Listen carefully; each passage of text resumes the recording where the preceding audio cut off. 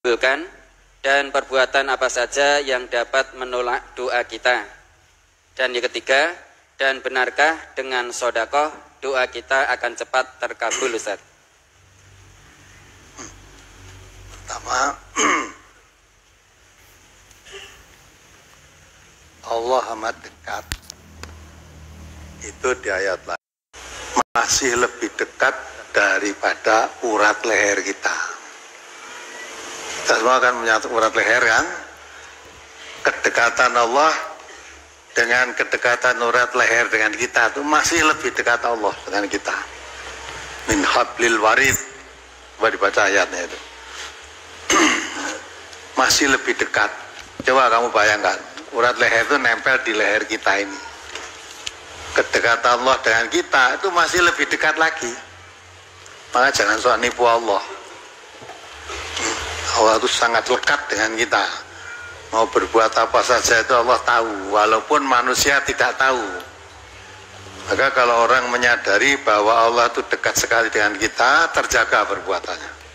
Tidak akan berani berbuat curang, berbuat maksiat dengan segala bentuk kemaksiatan. Coba dibaca ayatnya. Surat Qaf, surat ke-50 ayat 16.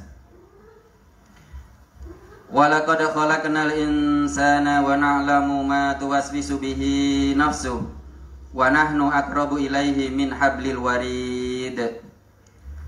Dan sesungguhnya kami telah menciptakan manusia dan mengetahui apa yang dibisikkan oleh hatinya, dan kami lebih dekat kepadanya daripada urat lehernya. Paham nggak?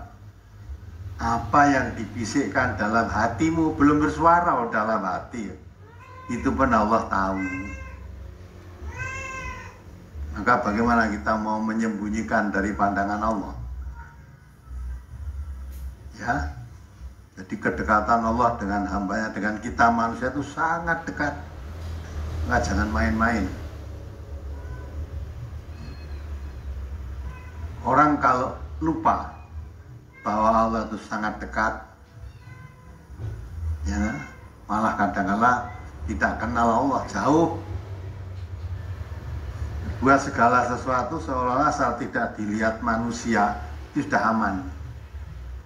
Maka di ayat lain Allah jelaskan, adalah ayat 7 itu ya, coba dibaca. Kamu berdua, Allah yang ketiga. Kamu bertiga, Allah yang keempat. Jadi jangan sampai kita merasa aman, mumpung tidak ada yang melihat saya akan berbuat sesuatu. Nah, jangan merasa aman. Kalau menutup pandangan mata manusia, ini mudah. Ya. Di balik tembok itu aja saya tidak tahu apa yang mereka lakukan, apa yang ada di sana nggak tahu. Ya, tapi kepada Allah jangan kita samakan dengan sama manusia ini, susah kita. Dibisikkan dalam hatinya saja Allah dah tahu, apalagi sampai diucapkan. Ya. Sampai di kedekatan Allah sampai dikatakan, saya lebih dekat dengan hambaku itu min hablil warid, dari urat lehernya.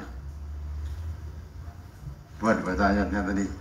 Alam taro adalah ya'lamu ma fis samawati wa ma fil ardi. Tadi baca itu ayat. Surat Al-Mujadilah, surat ke-58 ayat 7. Alam taro annallaha ya'lamu ma fis samawati wa ma fil ard. Ma yakunu min najwa salasatin illa huwa rabi'uhum wala khamsatin illa huwa sadisuhum wala adna min dzalika wala aksara illa huwa ma'ahum aina ma kanu thumma yunabbi'uhum bima 'amilu yaumal qiyamah innallaha bikulli syai'in 'alim. Tidakkah kamu perhatikan bahwa sesungguhnya Allah mengetahui apa yang ada di langit dan apa yang ada di bumi? Tiada pembicaraan rahasia antara 3 orang, melainkan dialah yang keempatnya. Dan tiada pembicaraan antara 5 orang, melainkan dialah yang keenamnya. Dan tiada pula pembicaraan antara jumlah yang kurang dari itu atau lebih banyak, melainkan dia ada bersama mereka dimanapun mereka berada. Kemudian dia akan memberitakan kepada mereka pada hari kiamat apa yang telah mereka kerjakan. Sesungguhnya Allah Maha mengetahui segala sesuatu. Perhatikan ayat itu, ya.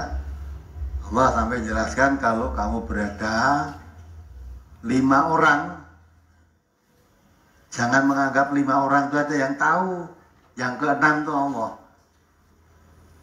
Ya, kalau kita berada 4 orang, jangan kira 4 orang saja itu yang tahu, yang lain nggak tahu, yang ke-5 Allah. Sampai dikatakan wala adna min dzalika wala aksaro. Kamu jumlah lebih rendah atau lebih banyak dari itu. Illa wa ma'hum, kecuali Allah selalu menyertai mereka. Aina makanu, jadi menyertai kita di mana saja kita berada, apa sendirian, apa berteman, di mana saja ditemani Allah. Dan Allah sangat dekat, lebih dekat dengan urat leher kita ini. Terus dikatakan akhir ayat tadi, ya, summa yunabiuhum bima amilu yaumal qiyamati. Nanti apa yang kita lakukan di dunia ini, yang selalu diawasi Allah tadi, nanti akan dikabarkan kepadamu apa yang kamu lakukan, nanti akan ditunjukkan semua oleh Allah. Ya, akan ditunjukkan oleh Allah dan tidak bisa mengelak. Karena yauma nahtimu ala afwahihim, pada saat itu nanti mulutnya ditutup, dikunci. Ya. Terus apa yang menjadi saksi? Tangannya, kakinya menjadi saksi. Apa yang dilakukan ketika hidup di dunia. Wa kalimuna aydiyahum wa tashhadu arjuluhum. Jadi ketika di Allah nanti ditanya apa yang kamu lakukan di dunia, yang menjawab bukan mulutnya, mulut dikunci oleh Allah, yang kemudian tangannya menjadi saksi kakinya. Kalau di dunia ini wah bisa bersembunyi, ia mengatakan tidak, bisa. Maka jangan coba-coba. Allah itu lebih dekat dengan erat lehernya. Apapun yang kita lakukan lo tahu. Jangan dikira kalau kamu sudah berbisik-bisik 2 orang mau berbuat apa-apa di tempat yang sepi, di malam yang gelap, sudah malam gelap, tempat sepi, orang sudah tidur semua, gak ada yang tahu. Allah yang ketiga. Mau sembunyi kemana? Merasa nggo KPK besok di sana. Dan ada KPK itu sendiri nanti diperiksa oleh Allah juga.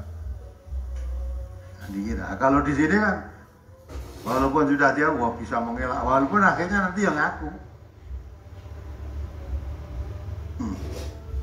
Maka orang itu kalau tidak punya rasa diawasi Allah, sudah mau menyembuhkan dari pandangan mata manusia itu mudah.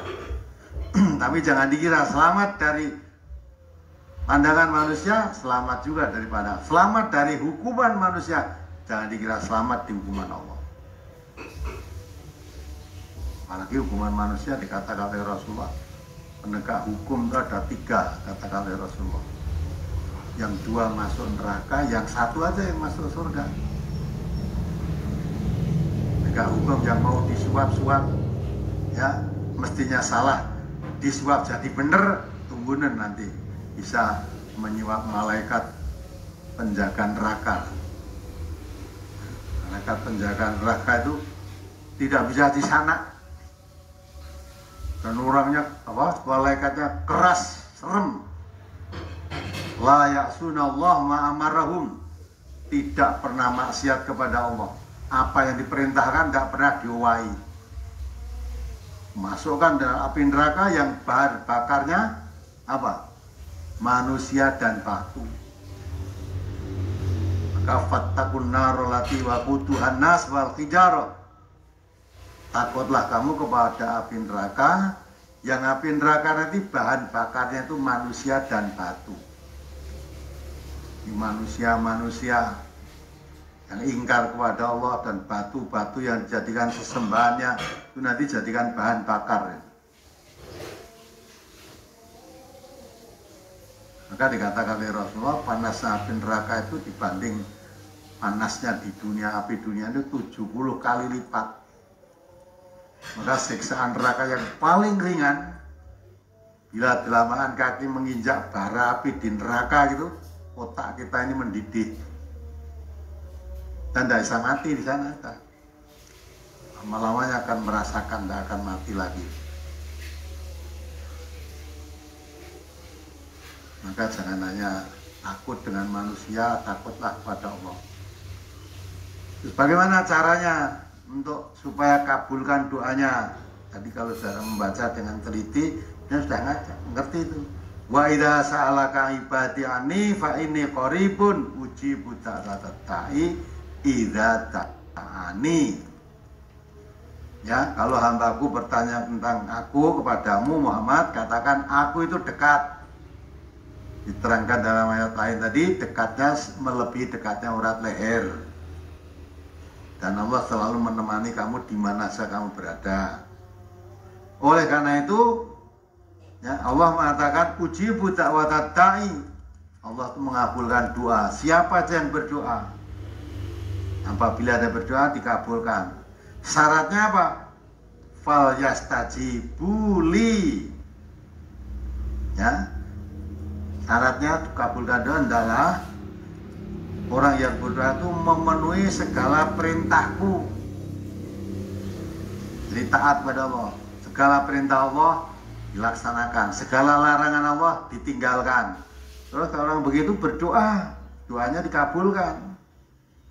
Kalau perintah-perintah Allah tidak dilaksanakan, larangan Allah tidak ditinggalkan, ya, Allah itu merintahkan, ya nas, manusia seluruhnya, kulu mimma fil ardi halalan thayyiban wala tattabi'u khutuwati syaitan innahu lakum aduwwum mubin.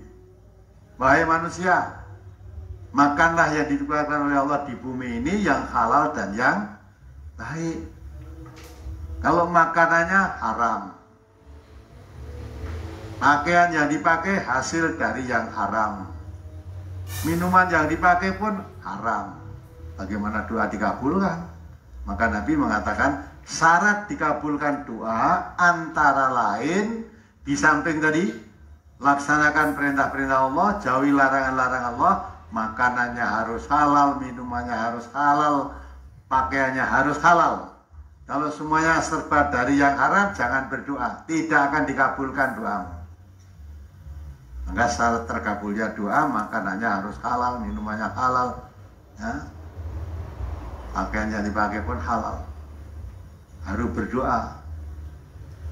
Kalau orang yang begitu, pasti dikabulkan doanya oleh Allah.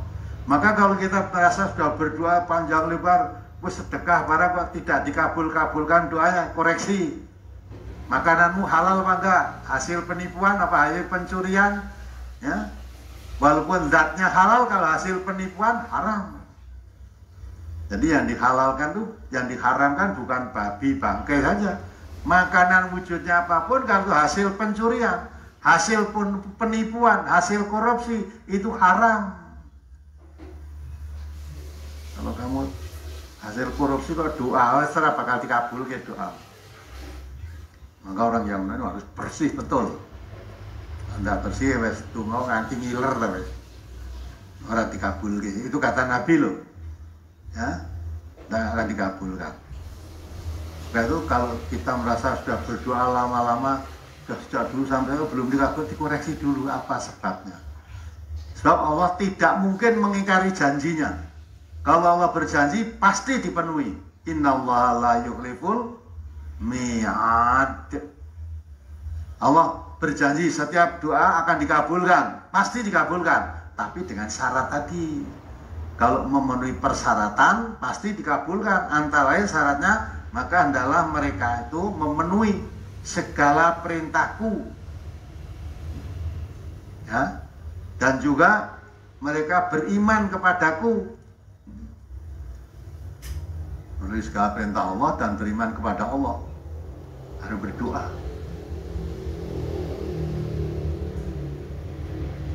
Karena sudah berdoanya pada Allah, tapi kepercayaannya yang mendatangkan rezeki itu ya Kiai Brojol, yang mendatangkan rezeki itu jimat-jimat yang di lemari itu kan mendatangkan rezeki. Lah kamu katanya mohon pada Allah kok percaya kepada itu, ya habis.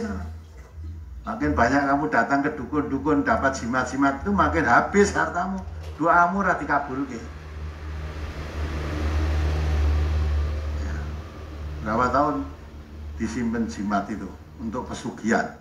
Nyatane sing ngingu itu ora tahu sugih malah tambah melarat.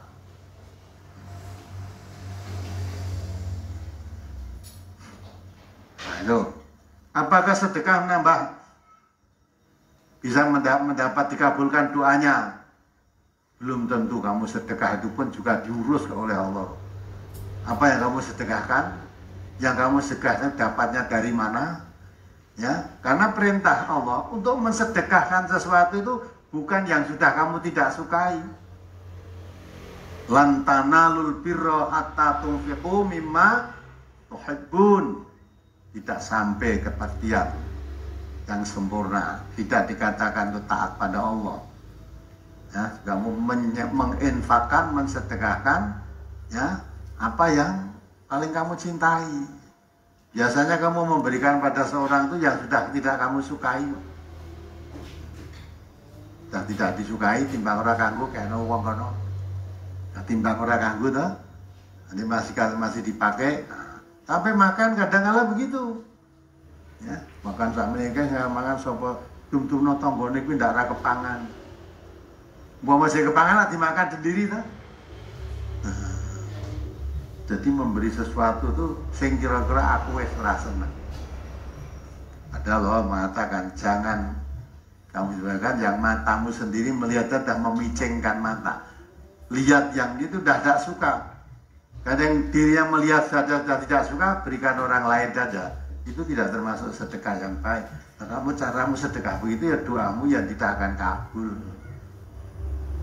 Nah, kalau sedekah yang betul itu udah tahu itu memberikan sesuatu yang kamu paling sukai. Jangan memberikan sesuatu karena kamu sudah tidak suka. Timbang diguang ya. Ya memang timbang diguang kayak nuwang yang manfaat. Tapi andai kata kamu masih suka, tidak akan kamu berikan. Nah, aku dewi seneng lah itu juga. Nah, maka harus banyak teliti, diri itu diteliti. Apalagi? Halaman 4 masuk ke halaman 5 di surat Anbiya ayat 90. Fastajabna lahu wa wahabna lahu Yahya wa aslahna lahu zawjah innahum kanu yusari'una fil khairati wa yad'unana raghaban wa rahaba wa kanu lana khashi'in. Maka kami memperkenankan doanya dan kami anugerahkan kepadanya Yahya dan kami jadikan istrinya dapat mengandung. Sesungguhnya mereka adalah orang-orang yang selalu bersegera dalam mengerjakan perbuatan-perbuatan yang baik dan mereka berdoa kepada kami dengan harap dan cemas. Dan mereka adalah orang-orang yang khusyuk kepada kami. Dalam ayat tersebut disebutkan Nabi Zakaria dalam berdoa kepada Allah dengan harap dan cemas. Mengapa harus dengan cemas? Bukankah kita harus yakin bahwa Allah akan mengabulkan?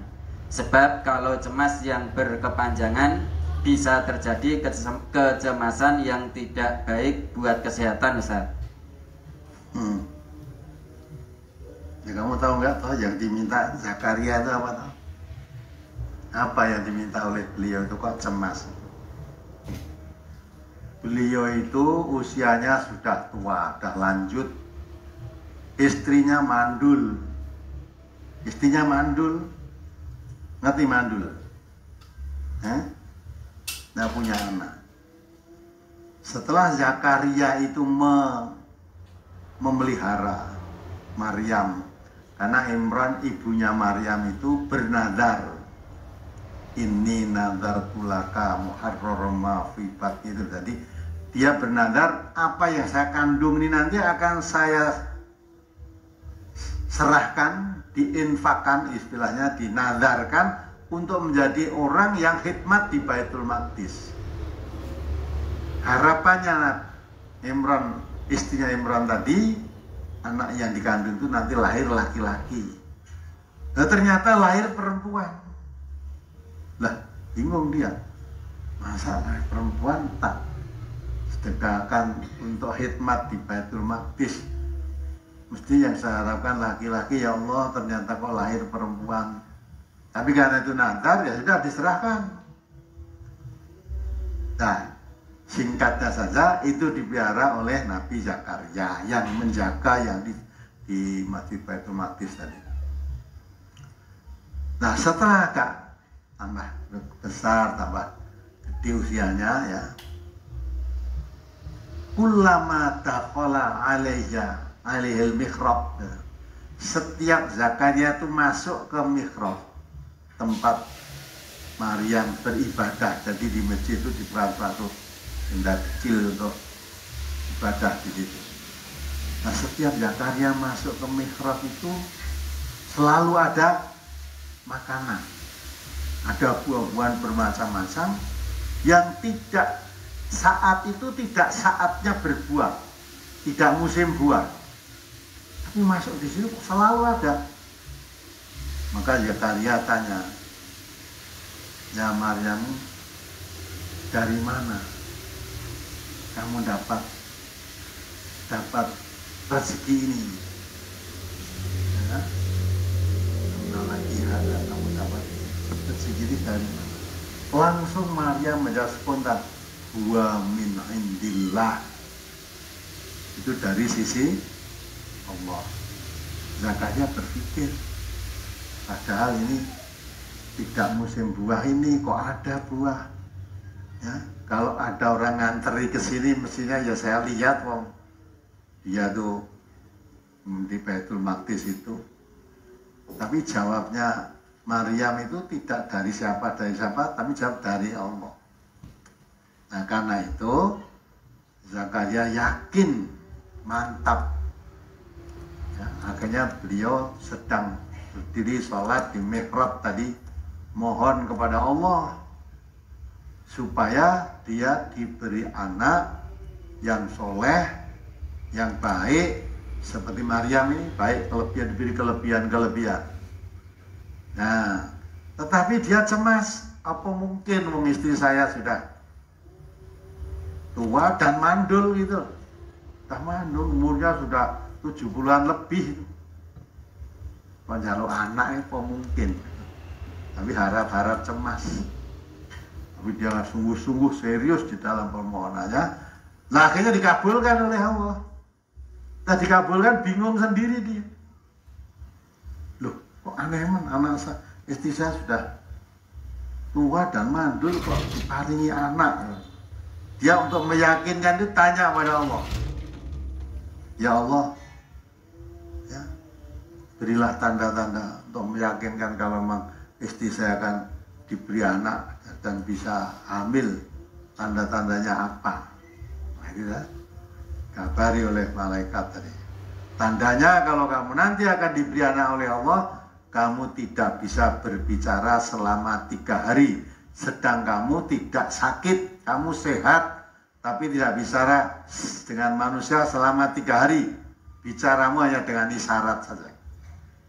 Ya, tanda arti kalau kamu nanti tidak bisa bicara dengan orang, walaupun kamu sehat, ketemu orang ngomong hanya isyarat dengan tangan atau dengan ya, angguk kepala saja lah itu. Nah, itu tandanya kamu dibiarkan.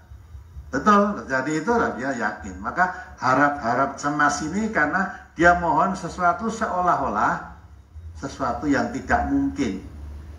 Sudah tua. Tapi kalau dipikir lagi kehendak Allah itu lebih tidak mungkin lagi. Lebih tidak mungkin lagi apa yang terjadi pada Maryam. Maryam itu punya anak namanya Isa yang tidak pernah Maryam disentuh oleh laki-laki. Jadi tidak punya suami kok punya anak. Kalau sekarang gadis tidak punya suami punya anak ada enggak? Banyak sekarang ini. Tapi bukan gadis Maryam itu. Maryam itu disucikan oleh Allah.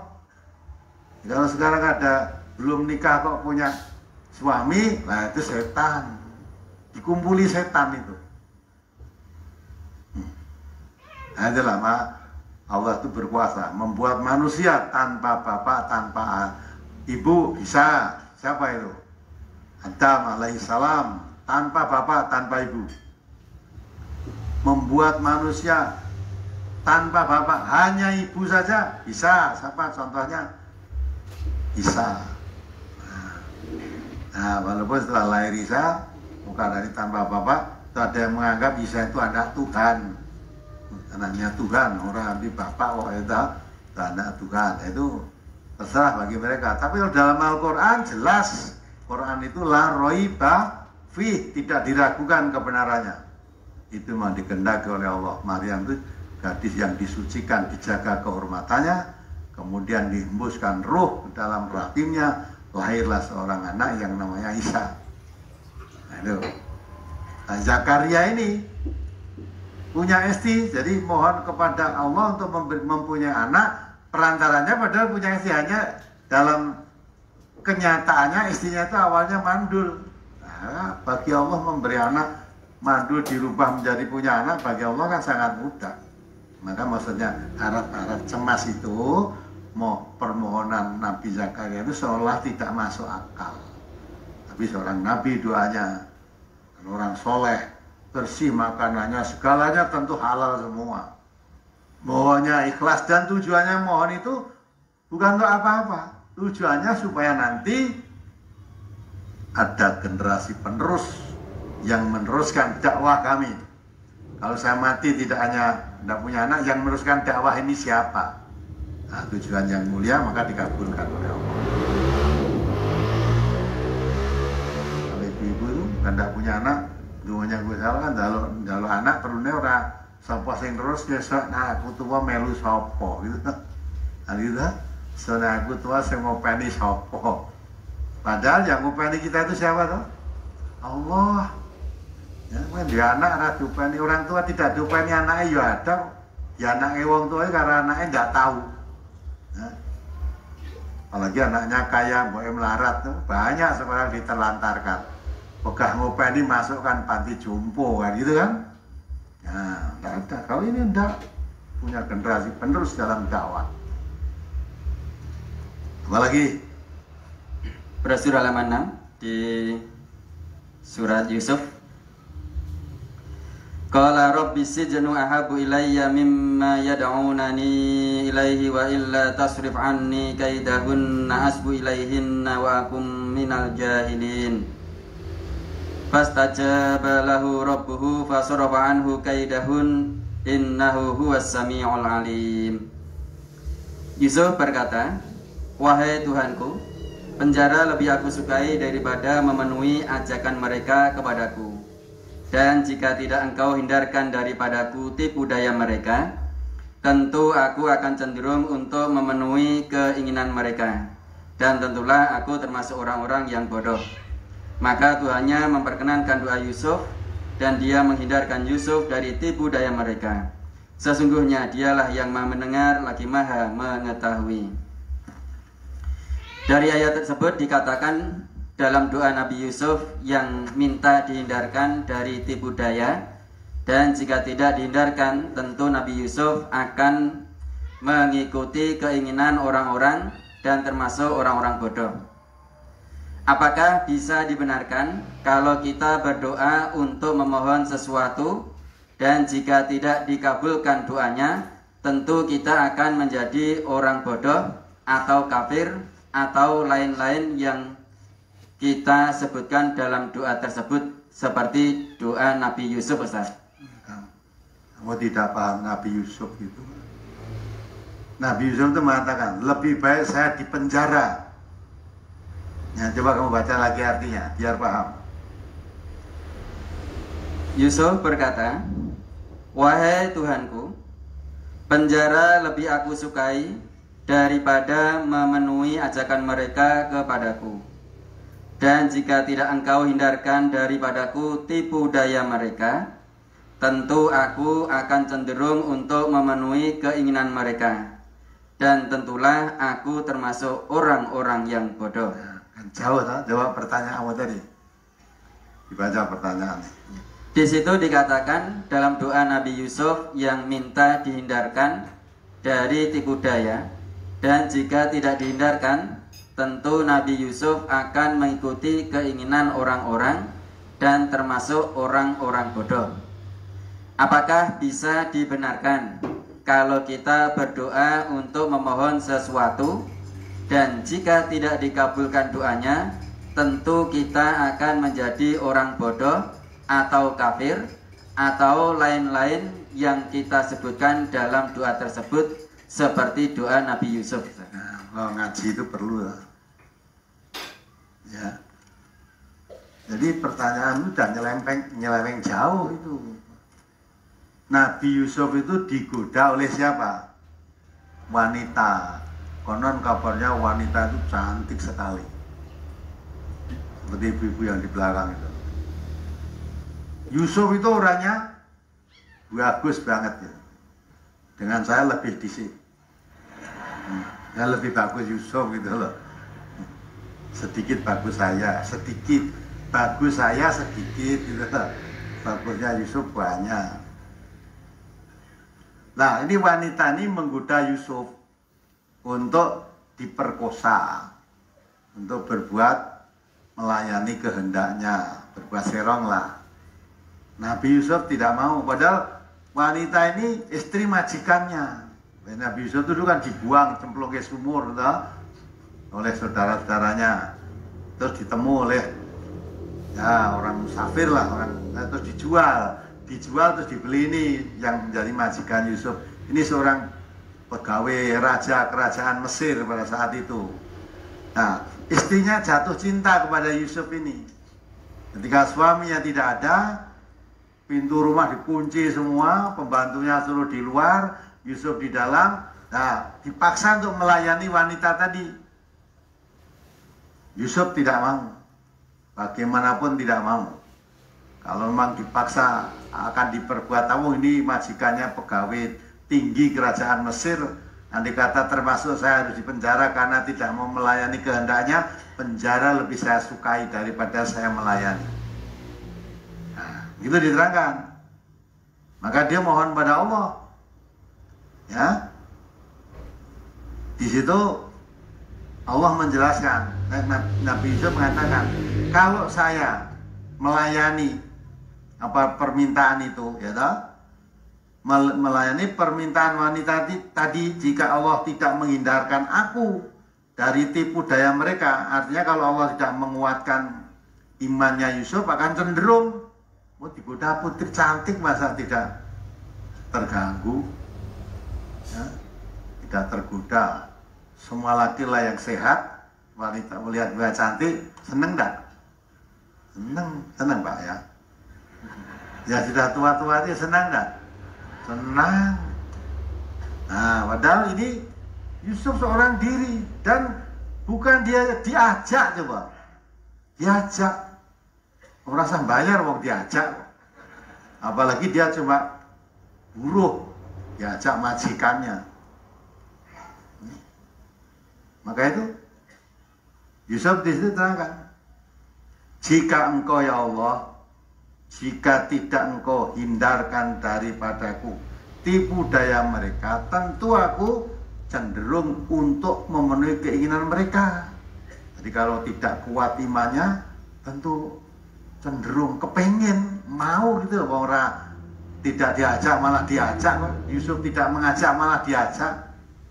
Ya, umumnya orang kalah biasanya yang laki-laki yang mengajak, ini malah diajak. Andai kata tidak kuat imannya, saya cenderung tertarik, jelasnya tertarik. Loh, kalau saya menuruti mereka, tentu saya termasuk menjadi orang-orang yang bodoh gitu loh. Jadi kalau Yusuf tadi diajak berbuat zina mau, berarti dia menjadi orang yang bodoh. Jadi jangan malah kamu, ya, kalau doa tidak kabulkan terus dari bodoh, enggak. Ya, justru ini Nabi Yusuf ini, kalau sampai saya menuruti ajakan wanita tadi, berarti saya itu orang bodoh. Hanya menuruti kesenangan wanita, padahal saya tahu ini larangan Allah. Nah, dibujuk rayu setan, mengikuti setan berarti bodoh. Karena Allah mengatakan setan tuh musuhmu yang nyata. Maka wala tattabi'us khutuwatis syaitan innahu lakum aduwwum mubin. Jangan mengikuti langkah setan. Setan tuh musuhmu yang nyata. Nah kalau kamu dibujuk rayu setan itu mau, berarti kamu bodoh. Karena ini banyak orang yang bodoh. Banyak orang. Nah, ngerti ini bukan mestinya diajak. Nah, tahu kalau ini haram, dosa, dilanggar, bodoh kan dia. Tahu dia diberi pegang, diberi amanat untuk mengurus sesuatu, akhirnya tidak jadi sesuatu dihabiskan, nah bodoh tadi ya. Orang korupsi itu orang bodoh, jangan dikira orang pintar. Udah dipercaya amanat, diberi kepercayaan, ya, untuk mengelola sesuatu, lah kok malah uangnya dikorupsi, tipek yang mestinya untuk kepentingan masyarakat banyak diambil sendiri. Padahal dia tahu kalau ini itu bukan milik saya, tahu itu. Mestinya dibujuk rayu seperti apapun, dipamer-pameri berapa miliar pun saya tidak mau, ini bukan milik saya, itu orang pandai. Tapi kalau mau, jadi bodoh dia. Oh, bukan haknya kok diambil. Ya. Maka jadi bupati selesai masuk penjara. Jadi gubernur selesai, malah urung selesai masuk penjara. Ini gubernur bupati bodoh. Bodoh. Jadi wakil rakyat ya begitu. Wakil rakyat ngapusi rakyat itu wakil rakyat bodoh. Dan jadi wakil rakyat dipilih sekian ribu manusia mempercayakan suaraku kepadamu, percaya urus ya ini. Ya kok malah dihapusi kan bodoh ya. Harusnya memegang amanat. Nabi kita mengatakan, ya, idza duyi'atil amanah fantadhiris sa'ah. Kalau amanat sudah disia-siakan, tunggu kehancurannya. Diberi amanat itu mesti pegang. Pegang teguh, ini amanat. Walaupun kamu bujuk rayu saya harus tidak, saya pegang amanat rakyat. Kalau mau, bodoh, berarti mengkhianati amanat yang dipikulnya. Maka itu lebih baik kalau saya tidak mau ikut seperti yang lain-lain, terpaksa saya di penjara, lebih baik saya di penjara daripada saya dihukum oleh Allah nanti. Akhirnya Yusuf di penjara betul. Ya. Karena dilaporkan ke istrinya tadi pada suaminya, dibalik. Ya. Dibalik bahwa karena kan pas sudah oyak-oyakan, pintunya dikunci semua, Yusuf dikejar-kejar, melayu. Nah pas lari-lari itu kebetulan suaminya datang, buka pintu datang, wah kaget. Istrinya lapor langsung pada suami, ya suami saya, kakanda yang tercinta, ini Yusuf nakal mau memerkosa saya. Yusuf tidak, wah tidak, ini yang mau memperkosa dia bukan saya. Nah dia tidak ada saksi kan. Nah terus akhirnya pembantunya di rumah yang tidak boleh masuk, di luar tadi yang lapor. Memang saya di luar dengar orang di dalam udrek-udrekan ada apa. Ya mau dikunci ya pintunya. Sekarang saya usul gitu. Lihat siapa yang bersalah, siapa yang benar. Kalau Yusuf itu bajunya sobek di bagian depan, oh berarti Yusuf yang kurang ajar. Mau memperkosa wanita tadi, wanitanya tidak mau, sampai dicakar-cakar begitu sampai suwek lambine. Tapi kalau Yusuf, kalau bajunya sobek yang di belakang, berarti wanita itu yang memperkosa. Ternyata setelah dilihat, baju Yusuf yang sobek di belakang.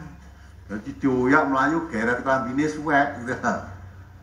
Nah, setelah itu raja malu kan, masa istri pejabat kok malah minta memperkosa buruhnya, malu. Akhirnya supaya tidak tersebar berita ini, Yusuf dipenjara, dikabarluaskan bahwa Yusuf mau demeni istri majikannya masuk penjara. Udah kuasa. Jadi orang penjara itu belum tentu orang salah. Yusuf itu bener di penjara. Sekarang ini ya ada wong bener di penjara, ya ada wong salah bebas, ya ada. Apalagi hakim penegak hukum sekarang punya pasal yang bisa dibeli. Orang kaya bisa pasalnya pasal berapa, ini harganya berapa, bebas ya. Saya dengar hanya lewat TV loh, saya belum miliki. Ya, negara hukum negeri kita itu sudah luar biasa. Luar biasa. Maka Nabi mengatakan, rusaknya umat dahulu karena tidak tegaknya hukum. Kalau tidak tegaknya hukum umat dahulu rusak, umat sekarang pun ya begitu. Kalau hukum tidak ditegakkan, ya rusak umat ini. Maka adil itu penting, dan Allah mengatakan adil itu jenjang yang paling dekat dengan takwa. Tidak mungkin orang bisa mencapai takwa kalau tidak bisa mencapai keadilan. Jadi berarti mau naik tangga itu ya, tangga ondo itu loh. Tangga pertama, kedua, ketiga, misalnya tatapan tangga itu sampai kelima misalnya. Nah, yang paling dekat yang keempat. Kalau sudah sampai di tangga yang keempat, jadi berarti sudah akan mencapai ketakwaan. Maka syarat untuk menjadi orang bertakwa harus adil. Adil kepada siapa? Walau ala anfusikum, sekalipun pada dirimu sendiri. Kalau memang dirimu salah, ya terus terang mengaku ya saya yang salah, minta maaf. Langsung jadi periksa berulang-ulang, bantah terus bareng akhirnya ngaku. Iya betul saya salah, ya saya akui dah. Nah, malah ringan, hukumannya ringan terus terang. Itu ya. Jadi Yusuf itu tadi maksudnya jangan sampai berlaku bodoh. Saya itu orang mengerti bahwa itu istri orang lain. Saya diajak untuk berbuat zina sama dia. Saya tahu itu larangan Allah. Kalau saya menuruti dia berarti saya menjadi orang bodoh. Maksudnya begitu. Apalagi? Brosur halaman 7 di surat Yunus 88 dan 89. Wa qala Musa rabbana innaka ataita fir'auna wa mala'ahu zinatan wa amwalan fil hayatid dunya rabbana liyudillu an sabilik rabbana tu'mis ala amwalihim wasdud ala qulubihim fala yu'minu hatta yarawul adzabal alim. Qala qad ujibat da'watukuma fastaqima wa la tattabi'anni sabilal ladzina la ya'lamun. Musa berkata, "Ya Tuhan kami, sesungguhnya Engkau telah memberi kepada Fir'aun dan pemuka-pemuka kaumnya perhiasan dan harta kekayaan dalam kehidupan dunia. Ya Tuhan kami, akibatnya mereka menyesatkan manusia dari jalan Engkau. Ya Tuhan kami, binasakanlah harta benda mereka, dan kunci matilah hati mereka, maka mereka tidak beriman hingga mereka melihat siksaan yang pedih." Allah berfirman, "Sesungguhnya telah diperkenankan permohonan kamu berdua, sebab itu tetaplah kamu berdua pada jalan yang lurus, dan janganlah sekali-kali kamu mengikuti jalan orang-orang yang tidak mengetahui." Pada ayat tersebut disebutkan janganlah sekali-kali kamu mengikuti jalan orang-orang yang tidak mengetahui. Apakah saya apabila makmum pada orang yang ahli bid'ah termasuk pada ayat ini Ustadz? Karena mereka termasuk orang-orang yang tidak mengetahui. Waduh meniki ya. Mula aja maca Quran kok pikir-pikir gaduh-gaduh gitu, jangan. Ini tadi itu urusannya Fir'aun dengan siapa? Ya, Musa. Dengan Musa dan Harun. Jadi kamu baca lagi, sekali kamu perhatikan itu urusan Fir'aun yang pernah mengaku dirinya sebagai Tuhan, didakwai oleh Musa, ya, didakwai dengan cara apapun, dan malah mengejar Musa supaya mau dibunuh Musa itu. Ya, maka memang hatinya dikunci mati. Dia pernah mengundang tukang sihir. Ya, tukang sihir seluruh kota Mesir itu kumpulkan oleh Fir'aun untuk menandingi Musa, ya, dan dipilihkan pada waktu duha hari raya supaya disaksikan oleh seluruh rakyat Mesir dan para pejabat-pejabatnya. Ini pertandingan besar. Yakinannya Firaun, Musa pasti akan dikalahkan oleh tukang-tukang sihir yang dari berbagai kota tadi, diambil yang pinter-pinter, sudah terkenal, nah, dibikin malu Musa dikalahkan di situ. Ya, nah setelah itu betul diadu, ternyata tukang sihir tadi, ya, dalam suatu riwayat mengeluarkan kepandaiannya, akhirnya Musa saat itu juga hampir ketakutan. Perintahkan oleh Allah, hai Musa, lemparkan tongkatmu. Ya, lemparkan tongkatmu. Tongkat Musa dilemparkan jadi ular yang besar. Kemudian ular buatan tukang sihir ditelan semua oleh ularnya tongkat Musa tadi. Lah ketika itu tukang sihir tadi langsung sujud menyungkur tunduk pada Musa. Tukang sihir tahu bahwa Musa ini jelas bukan tukang sihir. Kalau dia tukang sihir pasti kalah dengan dia. Ini pasti bukan tukang sihir. Ya, maka tukang sihir mulai sujud tunduk patuh pada Musa, mengimani Tuhannya Musa. Nah, dilihat oleh Firaun, marah Firaun, malah menuduh, oh berarti kamu sudah kong kali kong. Ternyata Musa itu gurumu sihir ya, maka kamu muridnya kalah dengan gurunya. Terus dia tidak mau lagi nyembah Firaun, menyembah, ganti beragama, menyembah Tuhannya Musa dan Harun. Ancam oleh Firaun, mengapa kamu tidak menyembah aku, menyembah Tuhannya Musa Harun, sudah minta izin aku. Kalau kamu teruskan tidak kembali ke agamamu, kamu ikuti Musa, tak hukum kamu, tak potong tangan dan kakimu bersilang. Tangannya dipotong yang kanan, kakinya dipotong yang kiri, terus disalib, ditunggak-tunggak kurma di situ, pohon kurma maksudnya, dibiarkan sampai mati. Nah, tukang sihirnya tidak takut. Kalau memang itu yang kamu lakukan, mudah-mudahan menjadi penebus dosaku. Saya menjadi tukang sihirmu, menjadi orang yang syirik. Mudah-mudahan dengan kamu salib, kamu potong kaki tanganmu menjadi penebus dosaku, saya akan masuk surga. Nah, sama makin gregetan kan, tukang sihir orang sing wedi. Disalib barang, dipotong tangan kakinya tidak takut. Nah, puncaknya akhirnya Musa yang akan dibunuh, dikejar itu. Ya, karena Firaunnya mengaku saya sebagai Tuhan, ana rabbukumul Allah, saya Tuhanmu yang maha tinggi, jangan mempertuhan yang lain aku. Nah, coba dibaca tadi. Musa berkata, ya Tuhan kami, sesungguhnya engkau telah memberi kepada Fir'aun dan pemuka-pemuka kaumnya perhiasan dan harta kekayaan dalam kehidupan dunia.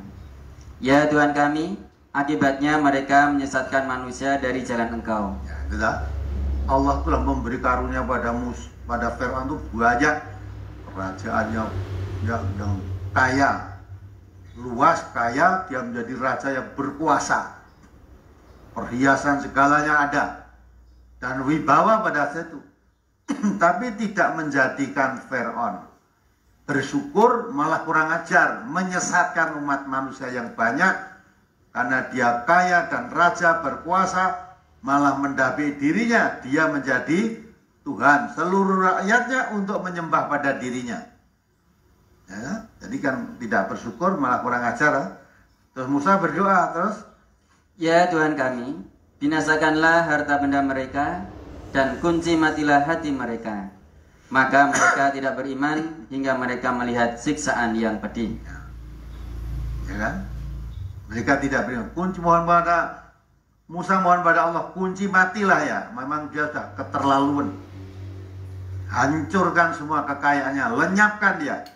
Dan dilenyapkan kekayaannya, hatinya kunci mati karena tidak percaya kepada kenabian Musa dan Harun, tidak percaya pada hari akhirat, tidak percaya pada Allah, Tuhan semesta alam, malah dirinya mengaku sebagai Tuhan, maka baru dia nanti akan percaya kepada Tuhan setelah dia akan mati. Betul kan? Setelah dia mengejar Musa diberi mukjizat oleh Allah, tongkat tadi, ya, Ketika sampai di Laut Merah, Musa bingung. Perintahkan oleh Allah, ya Musa, wadrib aswakal bahar, pukulkan tongkatmu